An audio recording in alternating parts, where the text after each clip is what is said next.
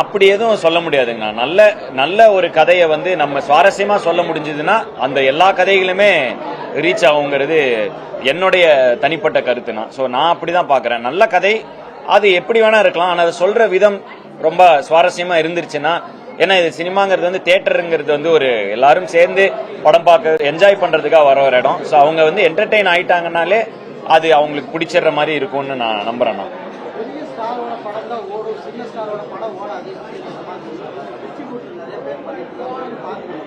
நான் சின்ன ஸ்டார் தான், இந்த படம் ரொம்ப நல்லா ஓடிக்கிட்டு இருக்கு.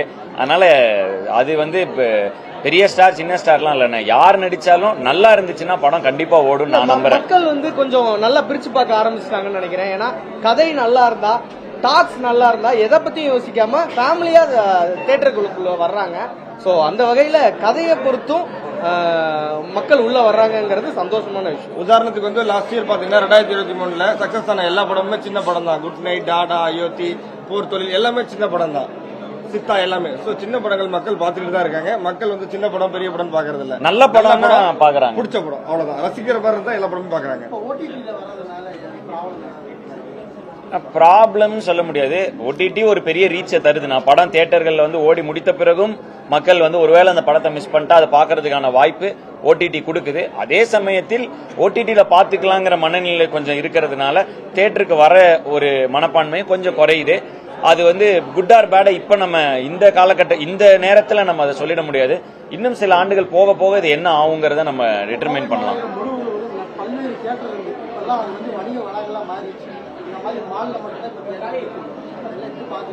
அது வந்து ஒரு கோவை நகரம்னு ஒன்னு டெவலப் ஆக ஆக அந்த இன்ஃப்ராஸ்ட்ரக்சர் மாற மாற அதுக்கேத்த மாதிரி மாறிடும். அப்படிதான் இத பாக்குறோம். என்னம்மா படம் பாத்துட்டீங்களா?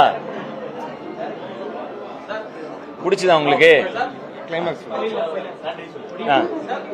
வேற ஏதாவது கேள்விகள்? அல்லாதீங்க ஏதோ வரேன் நான். அல்லாதீங்க, நான் வரேன். ஒரு 2 நிமிஷம் இருங்க, நான் பிரஸ் மீட் முடிச்சுட்டு வரேன். சாரிண்ணா. ஆமாங்கண்ணா.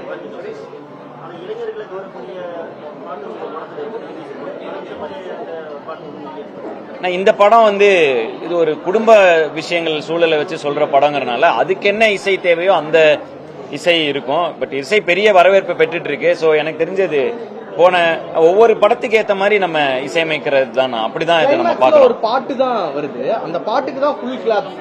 அதை நம்ம முன்னாடி ரிலீஸ் பண்ணல, இதுக்கப்புறம் தான் ரிலீஸே பண்ண போறோம். ஸோ அந்த கிளைமேக்ஸ் சாங்குக்கு பயங்கரமான ரெஸ்பான்ஸ். ஸோ சாங்கா அந்த இடத்துல ஒரு பெரிய படத்துக்கு பாட்டு போடுறது தான் கரெக்ட்னு நான் நினைக்கிறேன். புரியலங்க.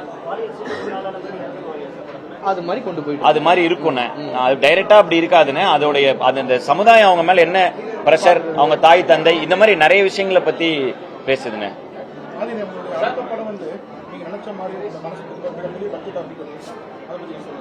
அடுத்த படம் வந்து ஆமா, நான் இது வரைக்கும் நடிச்சதுல பெரிய படமா அது இருக்குன்னு. பட் இப்ப வந்து பிடி சார் மட்டுமே நான் வந்து, ஏன்னா இவ்வளவு நல்லா போய்கிட்டு இருக்கு படம், எல்லா தியேட்டரும் ஹவுஸ்ஃபுல்லா போயிட்டு இருக்குங்கிறப்ப நான் வந்து பிடி சார் அது கண்டிப்பா இன்னொரு தருணத்தில் இங்க வந்து உங்களுக்காக கண்டிப்பா அதை பத்தியும் நான் சொல்றேன். பட் இப்போ நம்ம வந்து பிடி சார்ங்கிற இதுக்காகனால நான் அந்த மனநிலையில இருக்கேன்.